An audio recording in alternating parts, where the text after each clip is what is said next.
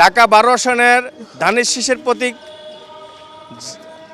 জনাব সাইফুল আলম নীরব ভাইয়ের হাতে তুলে দেওয়ায় মহান রব্বুল আলমিনের কাছে শুকরিয়া জানাই। ধন্যবাদ জানাইতে চাই দেশনেত্রী বেগম খালেদা জিয়াকে। আমি ধন্যবাদ জানাইতে চাই আমাদের প্রিয় নেতা জনাব বিএনপির ভারপ্রাপ্ত চেয়ারম্যান জনাব তারেক রহমানকে।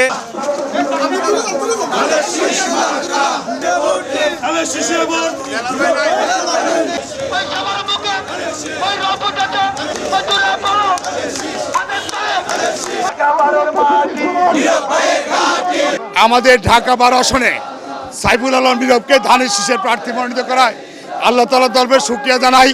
আমরা বেগম খালেদা জিয়া তারেক রহমানকে অভিনন্দন জানাই, ধন্যবাদ জানাই, কৃতজ্ঞতা জানাই এবং ইনশাল্লাহ আগামী নির্বাচনে ঢাকা 12 আসনের মানুষ সাইফুল আলম নীরবকে ধানের শীষে বিজয়ী করে ওই সংসদে ইনশাল্লাহ পাঠাবে এবং সাইফুল আলম নীরব এলাকার সার্বিক উন্নয়নে কাজ করবে ইনশাল্লাহ। দেশনেত্রী বেগম খালেদা জিয়া, বিএনপির ভারপ্রাপ্ত চেয়ারম্যান দেশনায়ক জনাব তারেক রহমান, আমাদের ঢাকা 12 আসনে যুব দলের সাবেক সভাপতি, এই অত্র অঞ্চলের কৃতি সন্তান, অত্র অঞ্চলের সবচেয়ে জনপ্রিয় নেতা জনাব সাইফুল আলম নীরবকে ধানের শীষ মার্কা উপহার দিয়েছেন।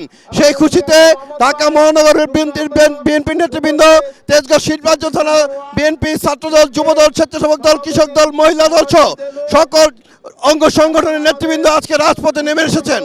আমরা বলতে চাই যে কোনো পরিস্থিতি মোকাবেলা করে আন্দোলন সংগ্রামের মধ্য দিয়ে খুনি হাসিনাকে বিতাড়িত করেছি তারেক রহমানের নেতৃত্বে সাইফুল আলম নীরবকে ধানের শীষে ভোট দিয়ে জয়যুক্ত করে আমরা ঢাকা 12 আসন দেশনেত্রী বেগম খালেদা জিয়া ও তারেক রহমানকে উপহার দিব বলে আশা প্রত্যাশা ব্যক্ত করি।